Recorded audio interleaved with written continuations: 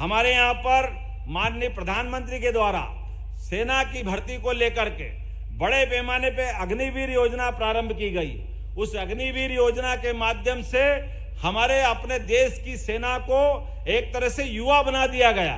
काल के प्रवाह में बहुत सारे प्रकार के षड्यंत्रों के आधार पर आप अंदाज लगा लो, आप कभी कल्पना कर सकते हो क्या, इतना बड़ा 142 करोड़ आबादी का देश और इस देश की सेना की जो हमारी, क्योंकि उसमें हमारे अकेले बस की बात नहीं है, संयुक्त राष्ट्र संघ और बहुत सारे नियमों के आधार पर हमको संख्या लिमिटेड रखना है। तो केवल थल सेना, जल सेना, वायु सेना सब मिला करके इनकी संख्या अगर आपको मालूम हो तो मैं आपको बताना चाहूंगा, अगर नई जानकारी हो तो केवल 13.5 लाख इनकी संख्या है।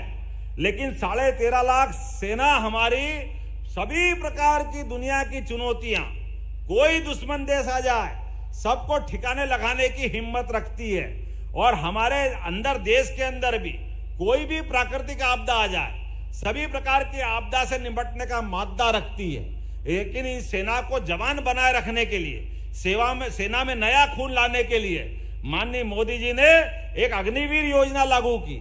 उस अग्निवीर योजना में अकेले आपके यहाँ मध्य प्रदेश से ही 2,37,000 युवाओं ने अग्निवीर के लिए आवेदन किया था। लेकिन अग्निवीर योजना के आवेदन करने के आधार पर उनकी प्रशिक्षण की जरूरत भी है, क्योंकि हमको मालूम है कि हमारे यहाँ आज के समय में ये गणित के, फिजिक्स के, केमिस्ट्री के कई विषयों को लेकर के और सामान्य विषय को हमारे बच्चे अगर ट्रेनिंग नहीं पाते हैं पहले से तो सबकी भर्ती नहीं हो पाती।